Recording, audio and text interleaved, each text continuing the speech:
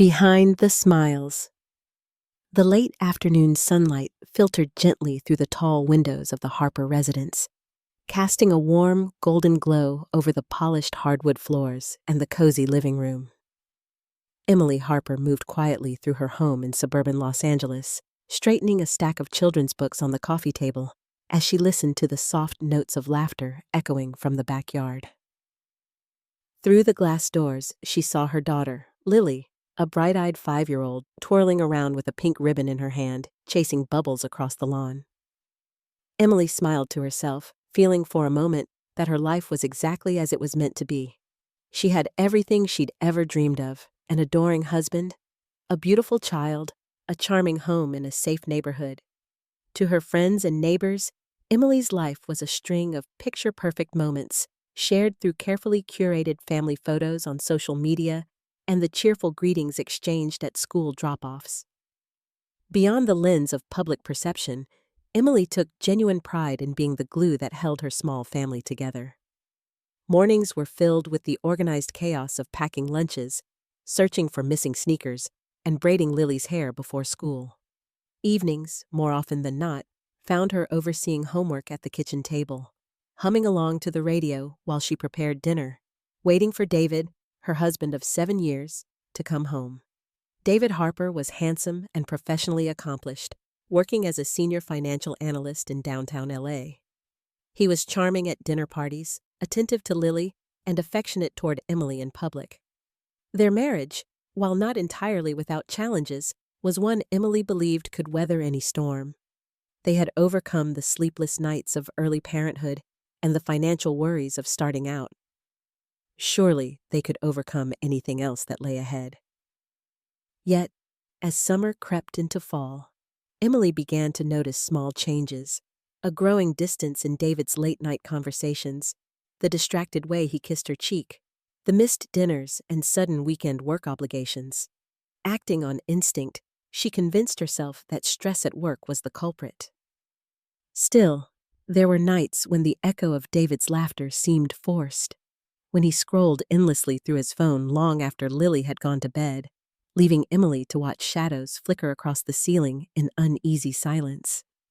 Emily filled her days volunteering at Lily's school and meeting friends for coffee, finding comfort in routines and the companionship of her closest confidants, especially Julia, her best friend since college. Julia was bold and driven, working in PR, and always ready with witty advice or a shoulder to lean on. Emily treasured their friendship, trusting Julia in a way she'd trusted few others. On weekends, the Harper home was often alive with the sounds of laughter, potluck dinners, neighborhood children, and glasses clinking. Emily relished these moments, watching Lily play, soaking in the illusion of stability and happiness that surrounded her like a warm blanket. The family was, by all accounts, the heart of their little corner of Los Angeles. But beneath the smiles and the laughter, doubts began to curl at the edges of Emily's contentment. She caught herself studying David's expressions in the mirror each morning, listening more closely for hesitation in his voice, wondering if the golden glow that seemed to light up their life was as real as she desperately wanted it to be. Emily clung to hope that the quiet, disquieting shift was temporary, hope that she could, by sheer will, restore the closeness she'd always felt to her husband. Oblivious to the secret simmering just beneath the surface, Emily resolved to keep her family and her happiness intact, unaware that the hardest chapter of her life was quietly taking shape behind those everyday smiles. Painful truth. The crisp autumn air brought with it a bittersweet chill, as if the changing leaves signaled an invisible shift in Emily Harper's once stable world. The days grew shorter and the golden afternoons faded quickly, shadows growing longer inside the Harper home. Emily, always perceptive to the mood under her own roof, found herself in a constant state of unease. She kept searching for comfort in the smallest things: a drawing Lily left on the refrigerator, the scent of fresh coffee in the morning, the lull of familiar routines. But nothing could quite silence the quiet gnawing in her chest. It began with late nights and unexplained absences. David's claims of urgent deadlines at work multiplied, and he started coming home long after Lily was tucked into bed. If Emily asked, he would sigh, offer her a tired smile, and brush her concerns away with vague reassurances about market fluctuations and client crises. Once, she'd believed him without a second thought.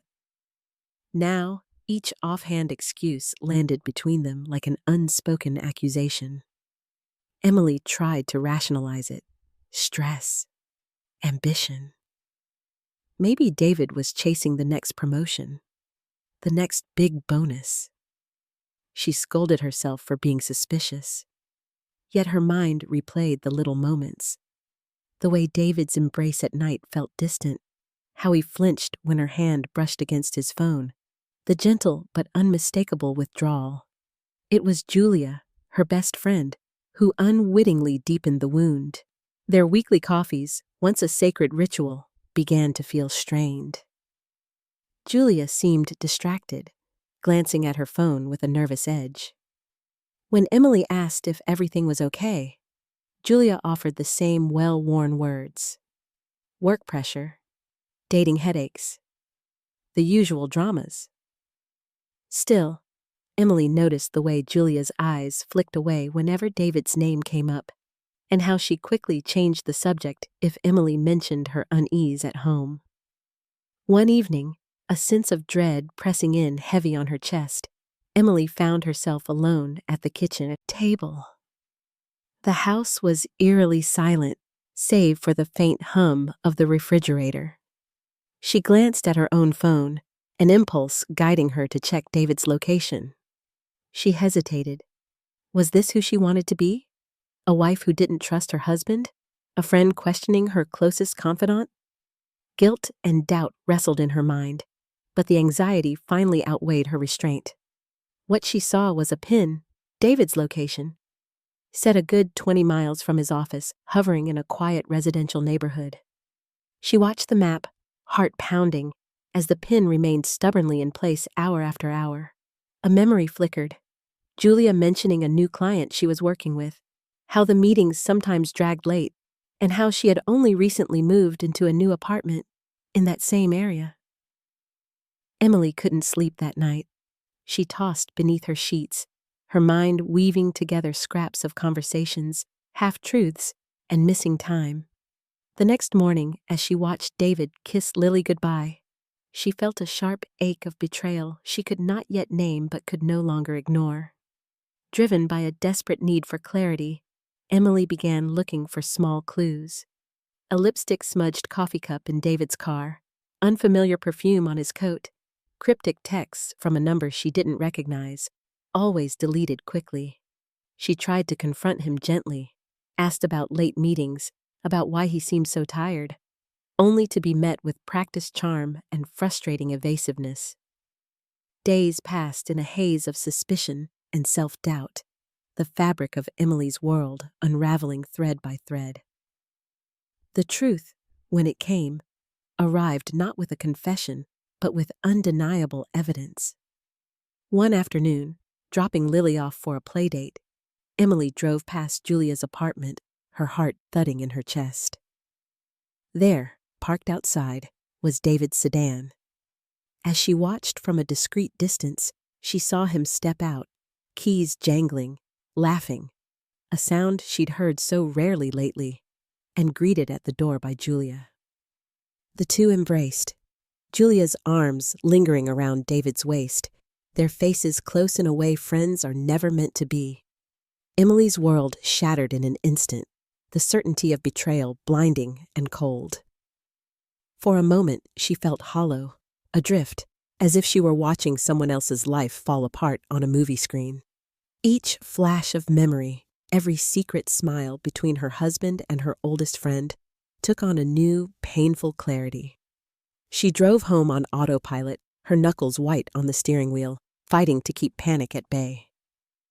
In the quiet sanctuary of her bedroom, Emily allowed herself to finally fall apart. Tears came hot and silent. She mourned, not just for her marriage, but for the fracture in her deepest friendship, the stolen trust she'd once held so close. But even as she broke down, A fierce resolve began to flicker beneath the devastation. She knew she needed to protect Lily from this pain, to shield her daughter from the fallout. Emily realized, too, that she could not keep pretending. The painful truth could not be undone. It was time to decide. Surrender to heartbreak, or find the strength to stand up, not just as a wounded wife or a betrayed friend, but as a mother determined to fight for her child and herself, no matter the cost. Legal battle. The first official letter arrived on a rainy Wednesday morning, its pristine envelope stamped with the name of a prominent law firm. Emily stared at it on the kitchen counter for an hour, her hands trembling each time she reached out, then pulled away. It was the physical embodiment of her worst fears. Not only had her marriage shattered, but a new kind of war was about to begin, one that would shift from whispers and secrets to the harsh, fluorescent-lit world of lawyers, judges, and sworn affidavits. The petition for divorce was devastating enough, but what cut even deeper was David's request for full custody of Lily. Reading that cold, impersonal document, Emily felt a surge of outrage cut through her sadness. How could David, who for years left the dinner table for late-night emails and rarely attended Lily's soccer games, now claim to be the better parent? The man who had, in recent months, become a ghost in their home now wanted to erase Emily from their daughter's daily life. It was an insult, a declaration of war. Within the hour, Emily was on the phone with an attorney, one recommended by a fellow mom in the PTA, herself a survivor of a high-stakes divorce. When they met in the attorney's office in a high-rise downtown, Emily fought to keep her voice steady. Her lawyer, Miss McAllister, listened intently, taking notes as Emily poured out the recent horrors of betrayal, confusion, and fury. When Emily paused, Miss McAllister leaned forward, her tone direct but compassionate. "This case, Emily, will be a marathon, not a sprint. And it won't just be about the law. It's going to test your resolve, your patience, and your ability to stay focused on what matters." Emily's first lesson in legal warfare was that every detail counted. She spent long, sleepless nights sorting through calendars, emails, and photo albums, anything that could document her relationship with Lily. There were birthday party invitations, school report cards, patches on Lily's Girl Scout vest sewn by Emily's own hands. Armed with folders of evidence, she wrote detailed affidavits about bedtime routines, doctor's appointments, the little ways she had nurtured her daughter every day. David, meanwhile, played a different game, one that made Emily's blood run cold. His legal team painted him as the stable breadwinner, offering Lily financial security and access to better schools. There were even implications, cleverly worded, never blatant, that Emily's emotional volatility since the separation posed a risk to Lily's well-being. They referenced moments when Emily had cried in front of Lily, phone records of late-night calls to friends, and the fact that she'd taken time off from work. The subtext was clear. She was unstable. What stung most was that the attacks were orchestrated by people who did not know her, coached by the man who once swore to protect her. Throughout, Julia's shadow hung over every meeting and mediation. Though she was not mentioned by name in legal filings, the rumor mill churned. Julia's reputation as an ambitious PR executive now worked against her. Whispers about her role in the breakup casting doubt on the stability of David's new life. But Julia, ever tactful, maintained her silence, refusing to engage even as Emily's and David's mutual friends quietly retreated to the safety of the sidelines. Mediation sessions were brutal, equal parts tense negotiation and psychological chess. Emily forced herself to remain calm as David sat across the table, his lawyer doing much of the talking. The discussion always looped back to Lily's best interests, but every suggestion felt like a thinly veiled accusation. Emily realized, with a growing sense of dread, that the law cared little for heartbreak. In court filings, the years of gentle gestures, inside jokes, and mother-daughter rituals were reduced to bullet points on legal briefs. The strain seeped into every aspect of Emily's life. She became paranoid about phone calls and emails. Every interaction with David had to be conducted as if under oath. She recorded conversations, kept a journal of Lily's everyday life, and steeled herself for every exchange at the courthouse doors. There were days when she nearly buckled, days alone in the car after legal meetings, hands gripping the steering wheel, tears streaming down her face. But each time, the thought of Lily, her curious questions, the trust in her eyes, reignited Emily's determination. Yet beneath the procedural grind, Emily began to sense that this legal battle, as harrowing as it was only one front in a much deeper war. It was becoming clear that victory in court could not, undo the betrayals, nor would it prevent David and Julia from moving on with their lives. For the first time, a new kind of resolve hardened within her. If the law would not deliver true justice, she would have to seek it herself. By the end of the chapter, the stage was set. Emily was no longer just a wounded wife or an anxious mother. She was a contender, forced to master rules and strategies she'd never imagined for herself. With each new document filed and every court date marked, Emily's sense of purpose sharpened. She would fight for Lily in every legal sense, but deep down, she knew the struggle was also about reclaiming her own dignity and, if possible, finding a way to make those who had hurt her finally face the consequences of their choices. Revisiting the past. The courthouse corridors were cold and anonymous. Stark fluorescent lights, the hum of strangers' murmurs, lives converging and diverging behind closed doors. Emily had come to recognize the faces of the bailiffs and clerks, the reflective shuffle of other women clutching file folders and tissues. Each morning felt the same, mechanical, suspended between hope and dread. But as the weeks dragged on, something inside her began to change. The courtroom drama was a battleground, yes, but it was only half the war. If she truly wanted to protect Lily, if she wanted to ensure David and Julia answered for the devastation they'd unleashed, Emily would have to look beyond legal motions and affidavits. The search for justice would start in the shadows, the past, and all the secrets it might hold. It was in this restless limbo that Emily first felt the flicker of defiant resolve. For nights, she'd lain awake, replaying betrayals in her mind, burning with questions that had no easy answers. Why had Julia, her closest friend for over a decade, crossed that unforgivable line? And why had David, whose every promise had once seemed ironclad, thrown it all away? The courtroom, she realized, was only a stage. The real motivations, the real leverage, they were buried somewhere behind polite smiles and LinkedIn profiles. Emily's instincts, honed by years of mothering and managing a home, now redirected into something sharper: investigation.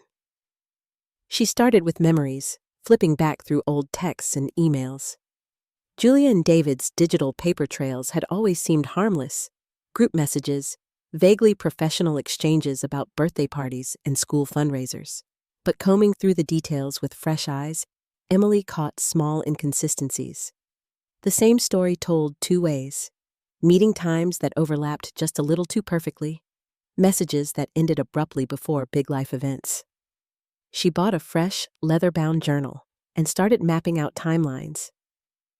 She wrote down every date where David had claimed to work late, every weekend Julia had been overwhelmed with PR campaigns, every unexplained expense on their joint credit card. The pattern, once invisible, slowly revealed itself under her scrutiny. It wasn't just an affair. It had been building for months, maybe years, right under her nose. But Emily didn't stop with the past year. Driven by the possibility that her world had been built on deeper lies, she dug further into Julia's and David's histories.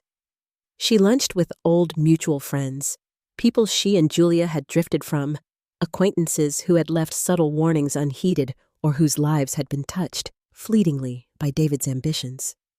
She listened for the information that leaked through cracks in conversation.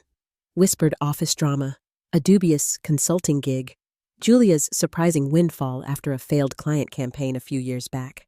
The more Emily listened, the more she realized the affair was just the surface. There were chasms below. That's when she decided to stop being cautious. Under the pretense of tidying up for divorce, Emily shut herself in the home office and began to dig. She opened David's old file boxes, disguised her anxiety with calm if Lily asked.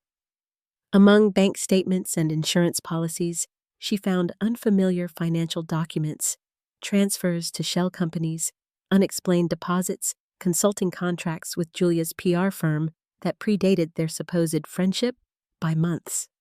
It was clear they had gone to lengths to hide something much bigger than infidelity. She scanned and printed everything, storing digital copies on an encrypted USB drive. There were hundreds of pages, corporate filings, emails, receipts. Some connected David and Julia's names on the dotted line in ways that couldn't be explained away. She found reference to a company name she didn't recognize. Red Elm Partners, vaguely listed on David's laptop's browser history, but never mentioned in conversation. Emily made a note, her heart racing with equal parts fear and anticipation. That evening, after putting Lily to bed, she poured herself a glass of wine and Googled Red Elm Partners. Buried deep in online financial databases, she stumbled across lawsuits, regulatory warnings, and a cluster of negative press. The company had been implicated in alleged insider trading and fraudulent consulting schemes, cases that had fizzled out with lack of evidence and sealed settlements. She scrolled further. Names jumped out. A consulting fee paid to Julia for crisis communications following public allegations 3 years earlier. An anonymous lawsuit against David's old firm for breach of fiduciary duty. Suddenly, disparate threads began to come together. Emily's next step required a leap of faith. She reached out to Nick Addison, a local investigative journalist whose stories she'd followed for years. Stories that exposed misconduct in City Hall and corrupt real estate deals. His public email was easy to find. The message she sent was succinct, deliberately cryptic. I have information about possible financial impropriety and ethical misconduct involving 2 executives you might know. I want you to help me connect the dots. Confidentiality is essential. I'm willing to share documents. He replied within an hour. Emily barely slept. She woke before sunrise, showered, dressed in dark, anonymous clothes, an act of self-protection as much as disguise. She copied the relevant files onto a second thumb drive and hid the original in the lining of her purse, just in case. She left Lily with her mother, citing divorce paperwork for the reason, her voice admirably steady. The cafe buzzed with morning chatter. Nick was instantly recognizable, his sharp, restless gaze scanning every new arrival. When she introduced herself, she saw his demeanor shift slightly, polite, focused, and distinctly not surprised by the seriousness in her eyes. For over an hour, Emily laid out everything: the affair, the suspicious bank records, Julia's crisis management, contracts, the links to Red Elm Partners. Nick took notes, but rarely interrupted. When she finished, he leaned back. You're right. This is bigger than cheating spouses. If what you're saying is true, and your evidence holds, this could be a hell of a story. For you, and for them. Are you sure you're ready for what'll happen next? Emily's answer, quiet but unwavering, surprised even herself. I want the truth out. For my daughter, for everyone they've hurt, whatever it takes. Nick outlined his plan. He would quietly corroborate the documents, tap confidential sources in finance and law, and verify Julia's PR firm's connections to white-collar crime. Emily would keep gathering everything she could, no detail too small. Their communication would be encrypted and off the record. He assured her she'd never be exposed without her consent. The collaboration felt both exhilarating and terrifying. For the first time since her world imploded, Emily felt agency, her sadness sharpening into purpose. As the days passed, Emily deepened her efforts. She contacted a few of Julia's former colleagues, presenting herself as a potential client. Their reluctance to talk, coupled with half-swallowed warnings about Julia's ethics, only confirmed her suspicions. Emily read depositions from Red Elm Partners' lawsuit, marked passages where David's name filtered in through a maze of pseudonyms and subsidiaries.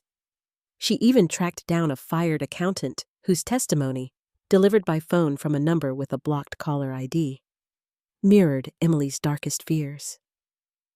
"Watch your back," the woman whispered. "People like them. They don't care who they ruin to get ahead."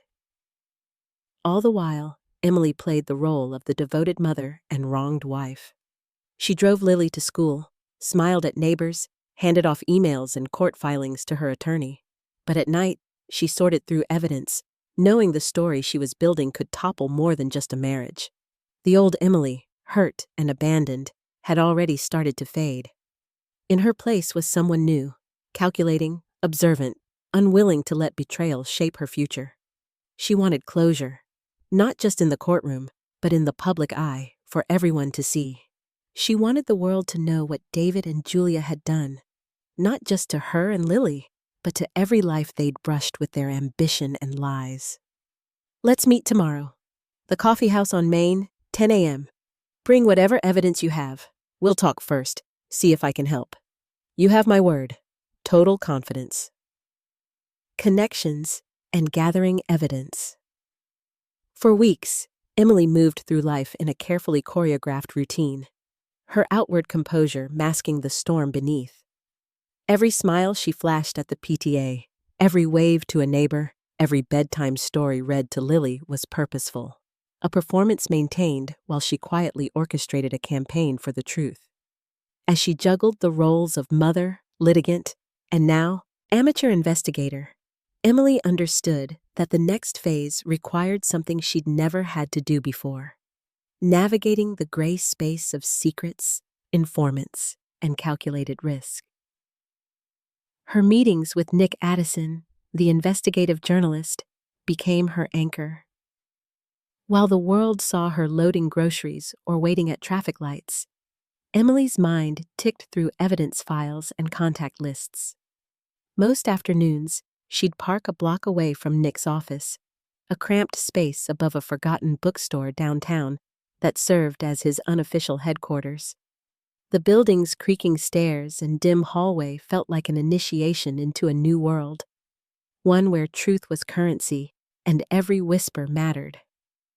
Inside, Nick's walls were plastered with timelines, court documents, anonymous tips, and clipped headlines. He welcomed Emily with a nod, and together they would dive into the labyrinth of data she'd gathered. Nick had a gift for asking the right questions. While Emily provided emotional insight, subtle patterns in David's or Julia's behavior, he used connections built over a decade in journalism to verify, challenge, and expand on her hunches. Early on, they developed a system. Emily broke down what she already knew into 3 files: financials, relationships, and digital footprints. Financials were her starting point. Emily had always trusted David to handle the family's investments and taxes, a division taken for granted in their marriage. Now, she scrutinized every entry in joint accounts and credit card statements. There were small oddities: a consulting invoice from Julia's firm for communications training, unexplained payments to shell companies, large ATM withdrawals at strange hours. Nick helped Emily cross-reference names and account numbers with public databases, uncovering connections to Red Elm Partners and several LLCs with addresses that led to empty lots or mail forwarding services.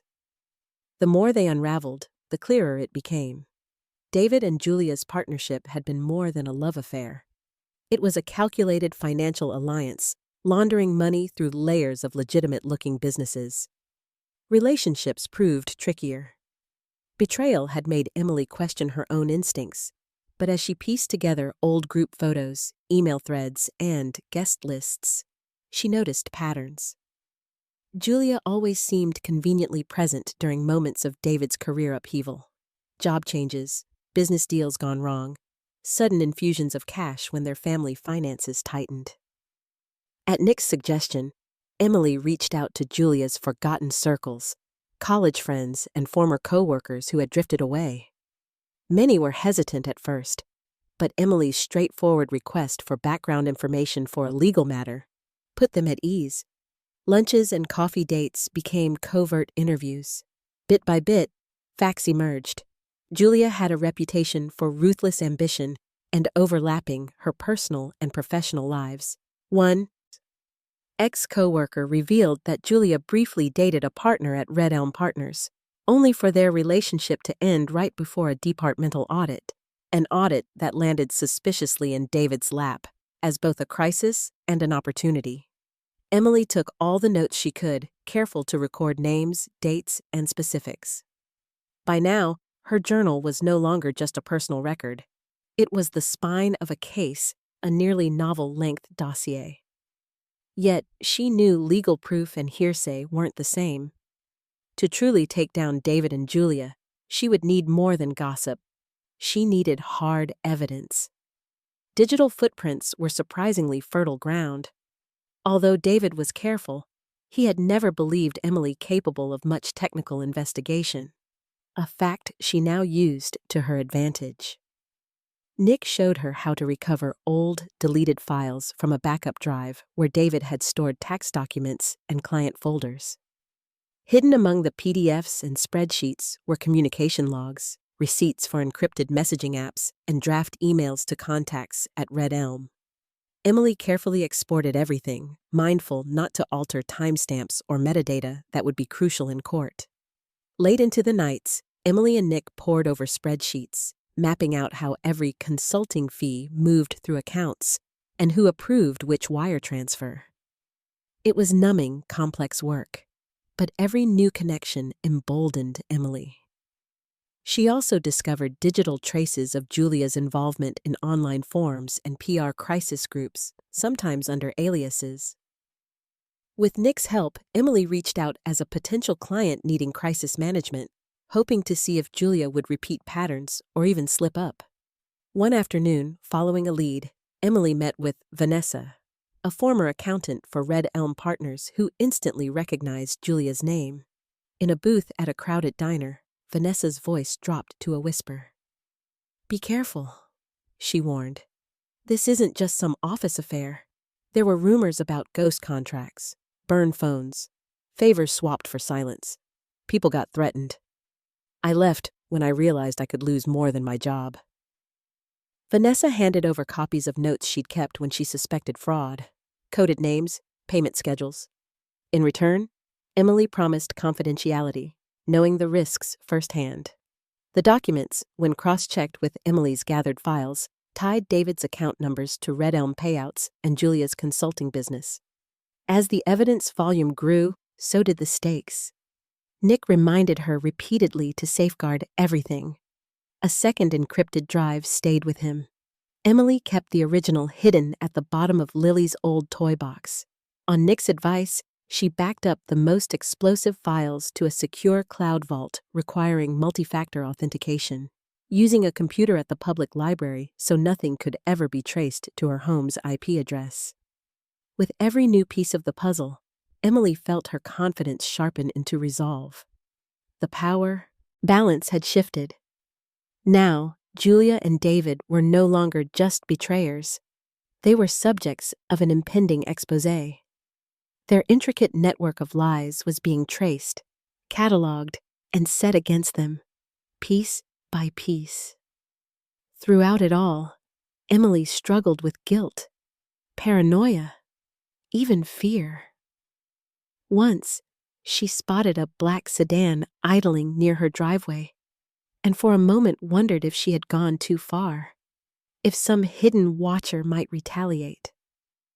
Nick calmed her, urging vigilance but also reminding her that the light could sometimes be the best shield. "Expose the truth, and cockroaches scatter," but you have to finish what you started. In her private world, Emily made every effort to remain steady for Lily, determined not to let her daughter sense the undercurrents shifting around them. But something inside her was changing too. She saw herself differently now. Not as the betrayed wife, but as an agent in her own deliverance. By the time Nick arranged a meeting with his editor, floating the possibility of a wider investigation, with legal oversight, Emily was ready. She would not flinch. Not this time. The network of contacts and informants Emily had built was no accident. It was survival. For every person who had underestimated her, David, Julia, even her own past self, there was now a trail of hard evidence and a mother determined to see justice done, whatever the personal cost. She could not erase her pain, but she had learned to transform it into action, into proof, and ultimately, into power. The moment of reckoning was drawing closer. With every document, every testimony, every bite of data, Emily Harper was crafting not just a legal case, but a story that might finally bring the truth crashing into the light. The first strike. Emily stood at the window, watching the rain streak down in uneven rivulets, blurring the world outside into a watercolor of late autumn gray. The unease she once carried as a silent ache in her chest had sharpened into something steadier, more dangerous. A resolve backed by tangible evidence carefully amassed and protected. She was no longer waiting for justice. She was ready to act. Her partnership with Nick Addison had matured into mutual trust and urgency. Together, they'd mapped out every lead, every document, every name that formed the backbone of her evidence. Still, actual confrontation felt different. Theorizing about consequences in Nick's cramped office was one thing. Setting events in motion, knowing how deeply it might shake up people's lives, her own included, was another. For Emily, the moment had arrived when hiding was no longer an option. If she hesitated now, everything she and Nick had worked for would slip away. Their plan had 3 prongs: public exposure, legal maneuvering, and private warnings. Emily would have to strike hard and fast, making her first move so decisive that neither David nor Julia could bury the fallout. She started, quietly, with the media. She logged onto her private, encrypted laptop in the dead of night, alone except for the soft ticking of Lily's clock across the hall. She crafted an anonymous email using a burner address, attaching a redacted sample of the financial records connecting David, Julia, and Red Elm partners. She included a succinct summary, a timeline, flagged suspicious contracts, and prompts that pointed to potential securities fraud and conflict of interest. It wasn't enough for anyone to unravel the whole web, but it was enough to bait the press. She sent copies to 3 curated targets: an LA financial crimes reporter, a local city issues blogger, and a national podcast known for exposing white-collar scandals. Each recipient received a slightly different angle, tailored to ignite curiosity. Done with the emails, Emily set about her next move, deploying the same evidence to a few selected legal contacts, this time under her own name. Her lawyer had warned her that pressing parallel criminal investigations could backfire or complicate the custody case. But to Emily, the stakes were now survival and justice. She packaged the documents meticulously, with explanatory cover letters laying out possible legal violations without making direct accusations. She included a request for confidentiality and asked explicitly that her daughter not be dragged into any proceedings or made a target of media attention. This step was not about vengeance, she reminded herself. It was about reclaiming what was right and protecting what little peace Lily still had. A day later, the first ripples hit. The city blog published a cryptic post about financial irregularities surrounding a rising PR executive and an unnamed financial analyst tangentially tied to Red Elm. The article included none of Emily's personal details, but hinted that more information would follow. The national podcast producer responded enthusiastically, requesting an off-the-record call to corroborate facts and timelines. By the week's end, whispers began spreading through the professional circles David and Julia frequented. Meanwhile, Nick and Emily prepared for the second wave. Nick, equipped with his own verified sources and data, published a meticulously researched online exposé under his byline, detailing years of consulting contracts, shell companies, and possible insider dealing. Sources close to the investigation were quoted extensively, but Emily's name never appeared. The article went viral in under 24 hours, picked up by major news outlets across California. Overnight, David's office buzzed with tension. He found himself fielding calls from HR, from his firm's legal team, from compliance officers with pointed questions about consulting projects and professional relationships that seemed to cross ethical lines.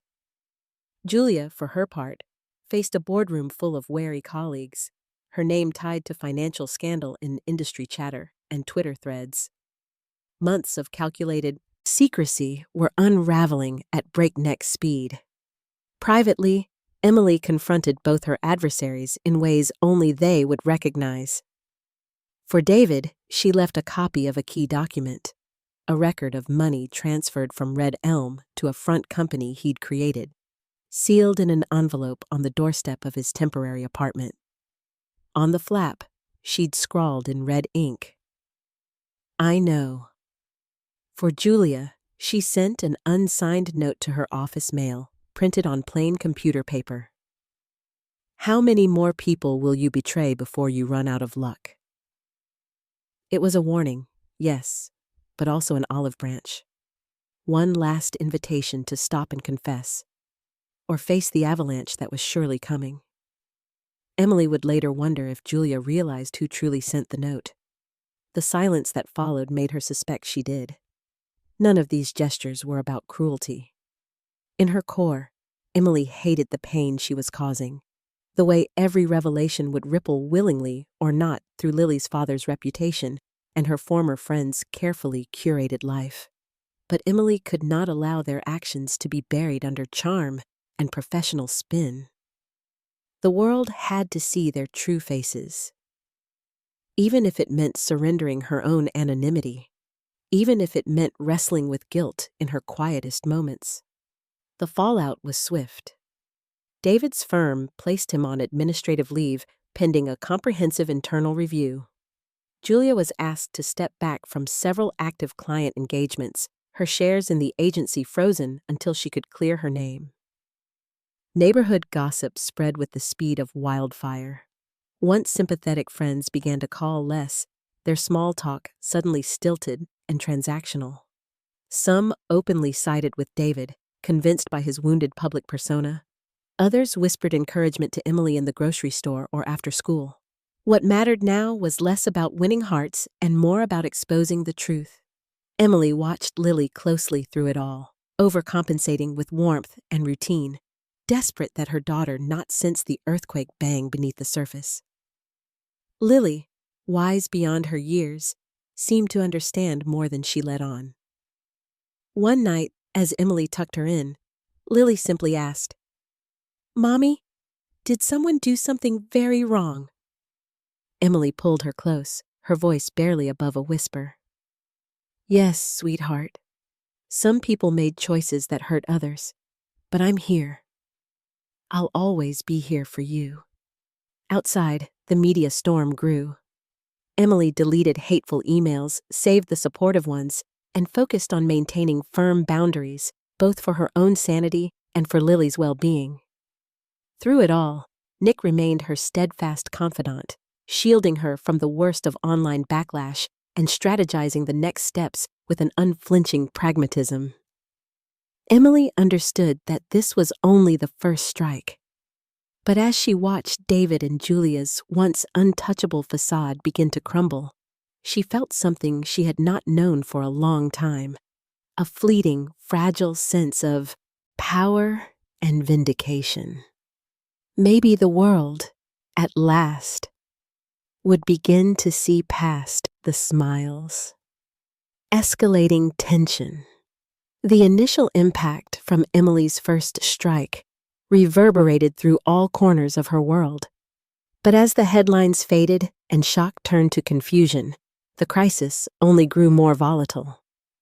In the weeks that followed, the fragile facades David and Julia had cultivated began to fracture under the relentless pressure of suspicion, rumor, and public scrutiny. Tension seeped into every aspect of their lives, and Emily, though exhausted, knew the true storm was still gathering. Behind the scenes, David and Julia's alliance, forged in secrecy and self-interest, was growing brittle. The sense of shared triumph they'd once enjoyed, the reckless excitement of getting away with it, had soured into mutual suspicion. David became increasingly withdrawn and irritable, his composure crumbling with each call from corporate legal and each wary glance from colleagues in the elevator. He began drinking in the evenings, alone, and spent long hours pacing his temporary apartment, ignoring texts even from Julia. Julia, for her part, was unraveling in her own way. Her once unshakable confidence was chipped away by the icy politeness of her PR colleagues and the indefinite suspension of her biggest accounts. Accustomed to shaping narratives and controlling crises, she was now helpless against the viral wildfire of speculation. Compelled to lay low, she canceled public appearances, holed up in her stylish downtown loft, and watched her phone light up with endless requests for comment from journalists, clients, and former friends.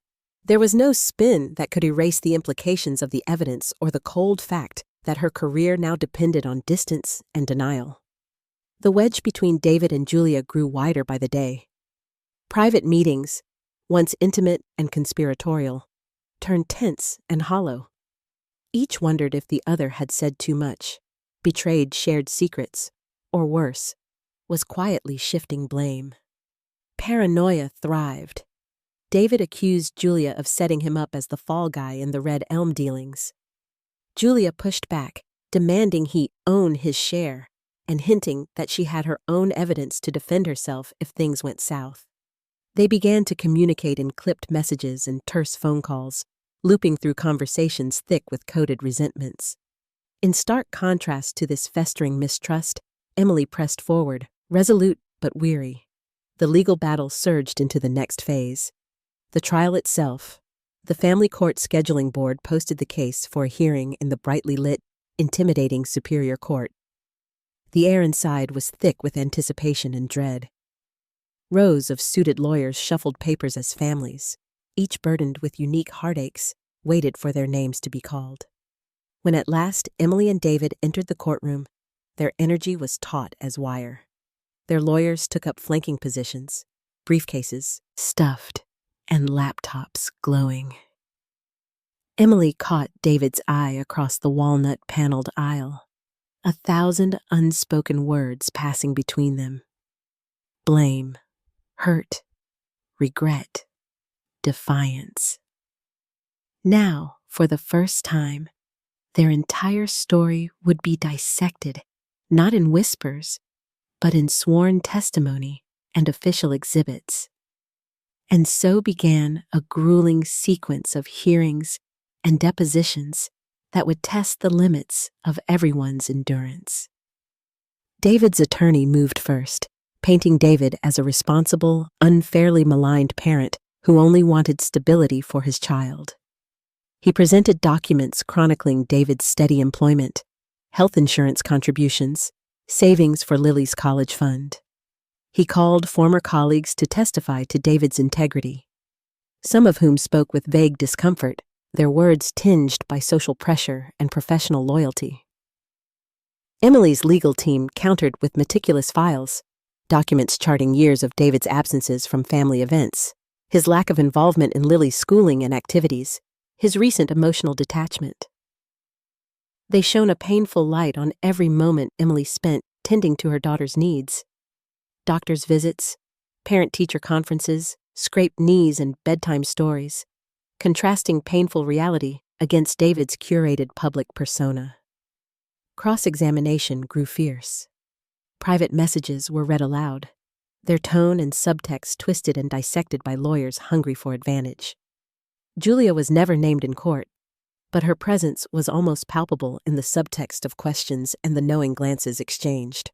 Occasionally, Emily saw Julia appear outside the courthouse, sunglasses shielding her eyes, pacing tensely while waiting for her own legal team to deliver updates. She always left before David's lunch break, always left alone. The courtroom drama spilled outside the marble walls. Reporters prowled near the steps, eager for comment or sound bites. Social media fed on every available morsel. Rumors about David and Julia's fall from grace darted through online forums and neighborhood chat groups. Emily, self-conscious but undeterred, set her boundaries with patience and firmness, refusing interviews, steering Lily clear of anyone who might pry, and using every ounce of her strength to shelter her daughter from the chaos. Private challenges mounted as well. Emily found herself fielding phone calls from family and friends who'd once admired her perfect life, now torn by divided loyalties and salacious gossip. Some friends stood by her, offering quiet company and late-night reassurance. Others vanished, unable to choose a side or uncomfortable in the presence of so much pain. Even strangers, parents at Lily's school or cashiers at the local market, would sometimes offer a kind but awkward word, unsure how to show support without stoking more rumors. At home, the toll grew ever clearer. Lily, once cheerful and outgoing, became quiet and withdrawn, sometimes refusing to go to sleep, unless Emily stayed by her side, promising that things would somehow be all right. Emily did everything she could to maintain routines, keeping up with school projects and weekend picnics, but she was keenly aware of the changes, the fragile trust, the lost innocence that no lawyer, no verdict could restore. David, under the mounting pressure, became reckless. He challenged court orders, missing scheduled pickups, and attempting to communicate with Lily outside authorized channels. Emily's legal team documented every infraction, knowing that such evidence could be pivotal in swaying the judge, but hating the escalation it required. In moments of exhaustion, she wondered privately if anyone truly won in these battles. Meanwhile, Julia isolated herself even further. Rumors swirled that she was seeking a new job, possibly in another city. Her professional network withered. Business partners severed ties.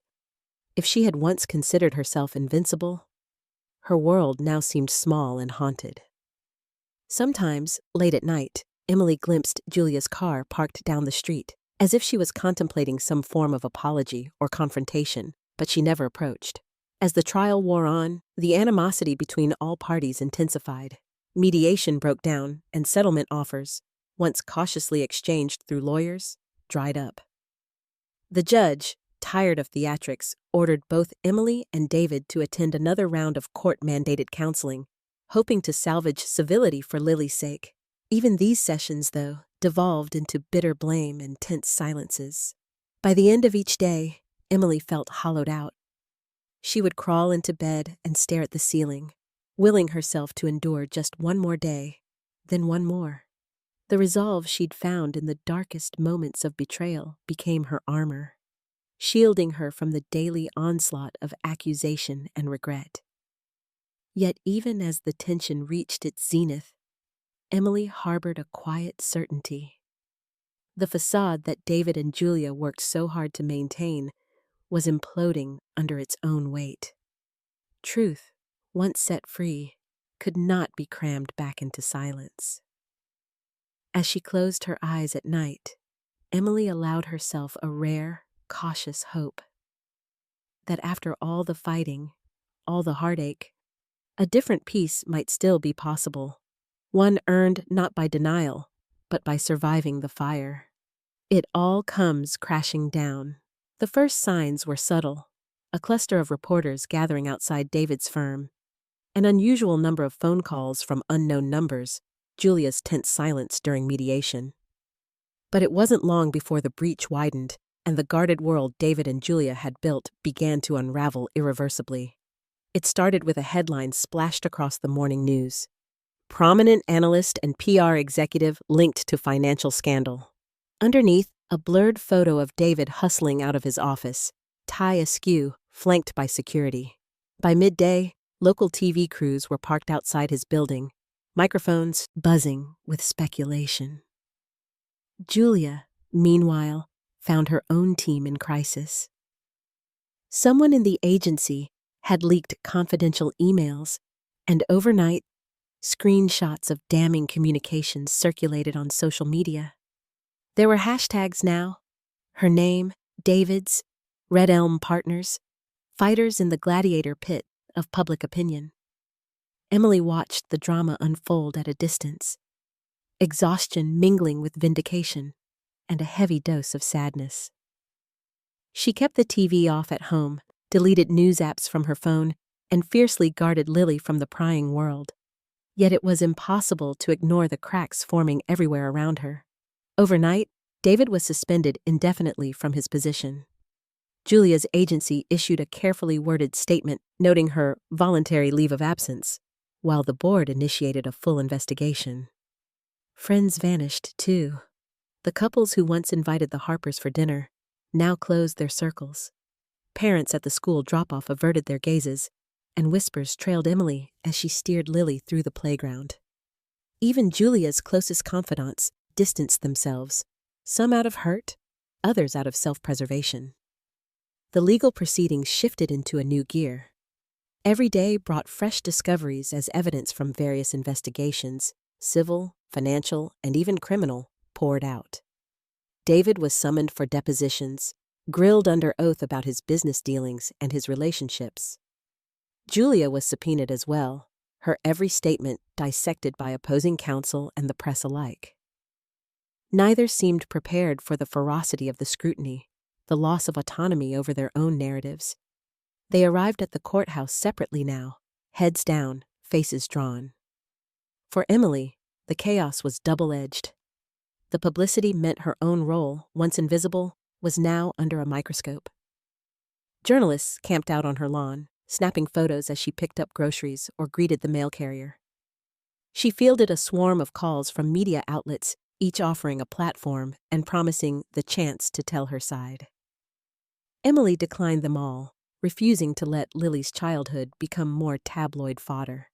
All she wanted now was for the storm to pass, for her daughter, for her own battered sense of self. Meanwhile, new scandals broke daily. Evidence surfaced connecting David and Julia to shell companies overseas, and investigators discovered forged signatures on key contracts. Julia's former assistant came forward anonymously, detailing late-night document shredding sessions and threatening phone calls warning her to stay silent. The regulatory agencies pounced. Bank accounts were frozen, properties placed under lien, and every financial move scrutinized. David's parents, once pillars of the community, were hounded by reporters. Julia's carefully curated social media profiles, once filled with photos of travel and industry awards, went dark. Former clients rushed to distance themselves, withdrawing lucrative contracts and launching lawsuits for breach of fiduciary duty. Red Elm partners shuddered, unable to weather the reputational assault. It was in these moments of collapse that the weight of their actions seemed to finally settle on David and Julia. David, ashen and gaunt, reached out to Emily through his attorney, not to apologize, but to plead for some measure of dignity in the divorce agreement. Julia, too, tried to contact Emily, her messages vague and desperate. "I never meant for things to go this far," she wrote in one email, the words coded in regret and self-pity. Emily read and deleted it, shaking with disbelief at the hollowness of the confession. Inside the courtroom, any hope of a negotiated settlement evaporated. David's lawyers attempted to portray him as a man destroyed by public shaming, pleading for leniency, but the judge remained unmoved. Emily's legal team rested their case on unimpeachable evidence: her stable parenting, her commitment to Lily's emotional health, and now the unassailable proof of David's deception and recklessness.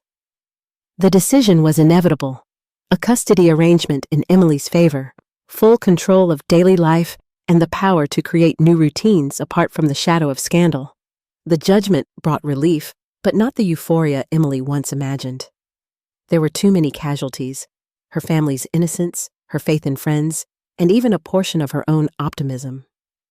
For every congratulations she received at the courthouse steps, there were 3 sidelong glances and murmurs of voyeuristic sympathy. The fallout for David and Julia was total. David lost his job, his savings siphoned off by mounting legal fees and restitution payments. His career, built over decades, dissolved in a matter of weeks, and worst of all for him, visitation rights were strictly limited and supervised, while further investigations continued. Julia fared little better. Even the world of PR, accustomed to spinning disaster into opportunity, closed its doors to her. Agencies and brands dumped her name from their rosters, and emails went unanswered. The city that once celebrated their ambition now blinked away their existence. The headlines eventually dulled, and new scandals replaced theirs, but in their corner of Los Angeles, the damage lingered. Emily received letters from strangers who'd read about her story, some offering solidarity, some judgment. She responded to a handful, mostly from women who understood the slow journey of rebuilding after betrayal and public humiliation. But in the ashes of ruined reputations and crumbled alliances, Emily found the first fragile shoots of healing. She could finally grieve for what was lost without self-blame. She had protected Lily, faced down enemies in court and in public, and stood her ground when everything seemed to be falling apart.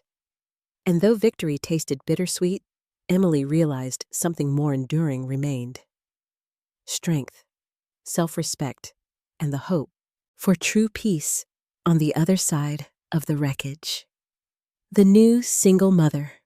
Winter in Los Angeles was never harsh, but for Emily, the transition into her new life as a single mother felt like emerging from a storm into a world transformed. The echoes of scandal and heartbreak lingered, but the hustle of public judgment and courtroom drama had finally given way to quieter, more personal trials. There were no more lawyers waiting outside her door, no cameras hiding behind hedges, just the regular rhythm of daily life reasserting itself in small, stubborn ways. At first, the silence unnerved her. Without the adrenaline of crisis holding her together, Emily occasionally found herself standing motionless in the kitchen, hands gripping the edge of the countertop as she tried to remember the next thing she needed to do. Pizza boxes still appeared too often on the dinner table, jackets piled up near the entryway, and Lily sometimes woke in the night, wandering down the hall for reassurance. But the old panic, the sense of living in a house made of glass, had faded. Now, at least, every bruise and scar belonged to her alone. She could shape what came next. Lily became her compass. No longer shielded by the illusion of family unity, the two built their own fragile routines from scratch. Mornings began with scrambled eggs and mismatched mugs filled with hot cocoa. They slipped handwritten notes into each other's lunchboxes: hearts, smiley faces, a clumsy "I love you" from Lily with her backward E.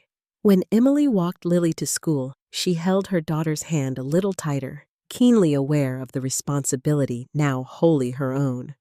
Yet there were days when the weight of single motherhood seemed too much.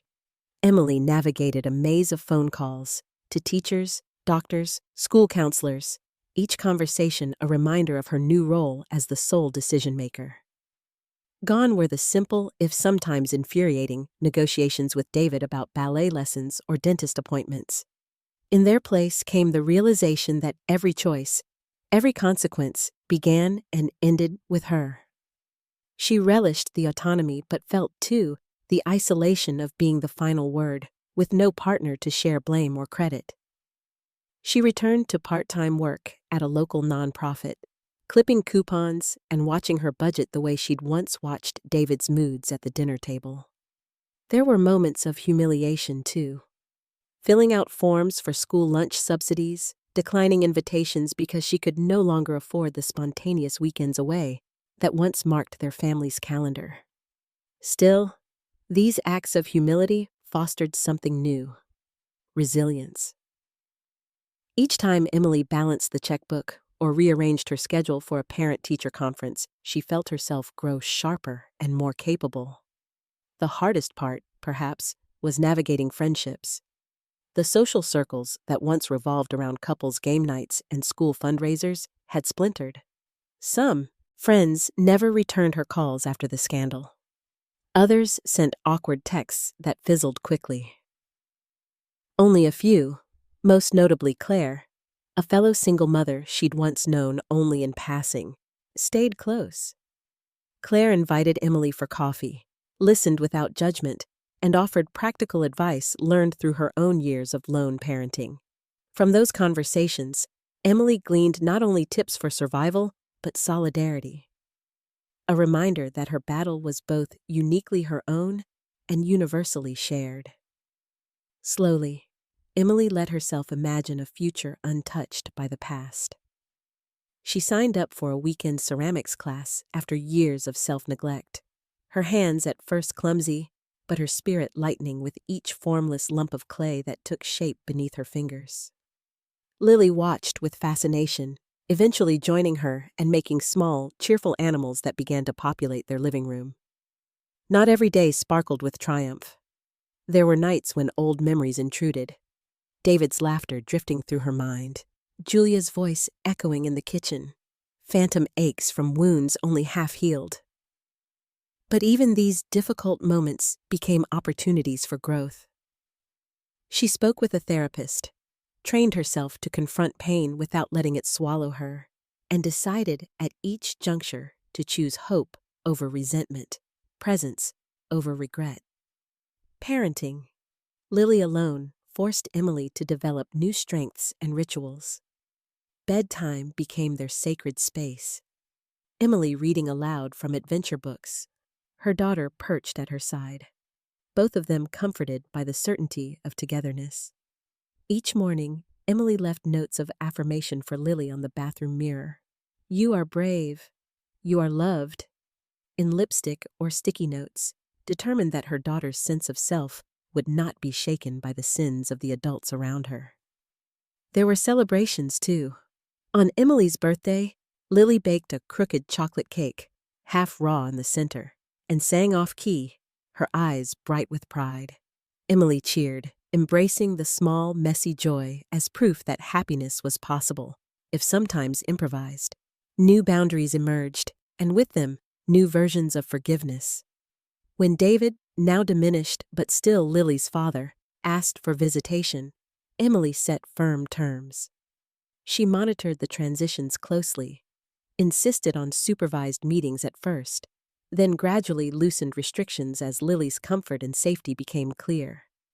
Emily found unexpected grace in seeing her daughter cling less and stand taller, proof that love, steady, unconditional, could outlast betrayal. The past never vanished entirely. There were still uncomfortable run-ins. Julia seen across a grocery aisle, their eyes locking just long enough to communicate what words no longer could. David's name mentioned in the news, eliciting brief tremors of old pain. But these moments, once seismic, now barely shook Emily's foundations. She had survived the worst. The future, once a fog of fear and uncertainty, stretched ahead, unmapped, but unmistakably hers. As spring edged back into the city, Emily and Lily found themselves on the front porch, seedlings planted in mismatched pots, the air sweet with new beginnings. Sunlight dappled Lily's hair as she giggled, her troubles receding into memory. Sitting beside her daughter, wrought with scars and remade by love, Emily felt ordinary hope bloom quietly in her chest. The journey to becoming a new single mother was not a simple arc from brokenness to strength, but a mosaic, shards of pain and resolve pressed together by days of showing up, refusing defeat. Emily did not claim victory, nor did she chase the impossible dream of happily ever after. Instead, she made peace with the story they now shared, a story of loss and reinvention, of the ordinary courage it takes to build something beautiful from the wreckage of the past. And on that quiet afternoon, as laughter filled the air and hope grew as surely as the garden at their feet, Emily finally understood. She was enough. For herself, for Lily, and for the life they were remaking, one resilient day at a time. Finale: The Cost of Revenge. The city glittered beyond the window. Lights dappled in the early dusk as Emily sat cross-legged on her living room rug, the household finally quiet. By now, the aftermath of the scandal had woven itself into the fabric of her life. It showed in small changes: a neighbor's hesitant greeting, a new awareness in Lily's steady gaze, a silence in the house that felt both foreign and earned. The storm that had uprooted her marriage, her trust, and the illusion of safety had faded at last, but the weight of what she'd done and what it had cost remained. Emily stared at the photo on the coffee table, a sunlit picture from years ago, the three of them laughing in their old backyard, Lily nestled between her parents. It was a memory both golden and unbearable, a relic of the hope she'd fought for, lost, and avenged. The path she'd chosen, fighting back, exposing lies, demanding justice, had delivered a kind of closure. But as winter's chill pressed at the window panes, Emily could not shake the sense that there was a deeper price for everything she had won. The ghosts of victory life began to settle, yet nothing returned to its former shape. Emily had rebuilt, carefully, painstakingly, piece by piece. She found satisfaction in small victories, like Lily's laughter returning with her first school performance or a quiet dinner in their new routine. She poured her energy into work at the nonprofit, feeling purpose in helping others weather storms of their own. But at night, in the hour between exhaustion and sleep, remorse would visit unexpectedly. Emily would catch sight of old texts or a forgotten note from Julia and wonder, what had she truly gained, and what had she sacrificed? Friends, once the center of her social universe, had splintered into wary groups or vanished altogether. Even those who stood by her did so with a kind of gentle reserve, as if careful not to cross unseen lines. The media attention, once a firestorm, faded into background noise, but Emily noticed the way her name hovered in certain circles, whispered with admiration by some, with uneasy awe by others. She became a symbol, not only of betrayal and resilience, but of the dangerous satisfaction found in public vengeance. David and Julia. The fallout continues. David, now a shadow of the man she once loved, drifted through monitored visitations and supervised phone calls with Lily. The confident, charming exterior had cracked for good, and beneath it, Emily saw only sadness and bewilderment. Sometimes he tried to apologize, even to repair things, but there was no script that could address the magnitude of what had passed. Emily met him with civility, never cruelty, but she kept her heart guarded, knowing that forgiveness, if it ever came, would be years in the making. Julia had retreated further, her presence reduced to an occasional fleeting sighting around the edges of Emily's world. Once, when their paths crossed at a bookstore, Julia's eyes were rimmed with regret, her smile brittle. They shared a moment of recognition, old friendship, lifelong wounds, before moving on in silence. Emily realized, with a pang, that she and Julia had both lost parts of themselves in the battle. Julia's career never recovered. Hers was a fall broadcast in real time, her name now a byword for caution in industry circles. Lily. The real legacy. If revenge had come dressed in justice, it was Lily who reminded Emily, day after day, about the true cost. Lily was older now, her playfulness punctuated by a maturity that seemed too much for her years. Sometimes she'd ask questions about fairness, about loyalty, about why people hurt each other. Emily answered truthfully, if simply, never painting villains but never disguising the truth. She was determined not to let Lily inherit anyone's bitterness. In their quiet rituals, Emily sought to rebuild not just stability, but hope. Morning songs during breakfast, weekend hikes along the city's greenbelt, whispered promises at bedtime that no matter what happened, her daughter was loved beyond measure. The wounds lingered, but something resilient grew in their place, a bond forged in honesty and the refusal to look away from pain. Self-reflection, justice or obsession? Emily often wondered, in the months that followed, whether her pursuit of revenge had gone too far. The satisfaction of seeing David and Julia face consequences was real, but it was fleeting. In its place came introspection, sometimes even regret, the knowledge that the victory came at the expense of innocence, peace, and perhaps a gentler way forward. Would there have been another path, one where she could have walked away without needing the world to know every betrayal? She had to accept that the answer was unknowable. She was no longer the woman who smiled for holiday cards and planned dinner parties without a shadow of suspicion. She was marked, changed, an advocate, a survivor, but also a witness to her own capacity for rage and righteousness. On some nights, old anger still simmered, a dangerous comfort. More often, though, Emily found the desire for vengeance giving way to a deeper longing for peace. She did not regret defending her dignity nor standing up for Lily's security. But she learned to recognize the cost of nurturing anger long after the storm. Her therapist suggested that closure didn't always mean erasing the past. Sometimes it meant finding a way to coexist with it, scars and all. A future. Forged from ashes, spring returned, and with it the sweet, persistent promise of new beginnings. Emily tended the small garden she and Lily had coaxed into bloom, lettuces, wildflowers, lavender in mismatched pots along the porch. Each seedling was an act of faith, a gentle rejection of the brokenness that once threatened to define them. On weekends, she found herself volunteering at community events, her presence sought out by those who remembered her story and wanted, perhaps, a little of her strength for their own trials.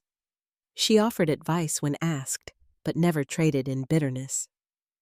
What mattered now was Lily's laughter, the certainty of safety in their home, and the knowledge that neither of them would ever have to walk through fire alone again.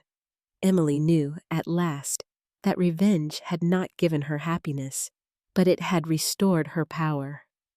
The price was steep, a heart slower to trust, friendships lost, a future forever altered. Yet woven through the cost was a new clarity, the understanding that survival meant more than just winning. It meant choosing every day how to live with what remained.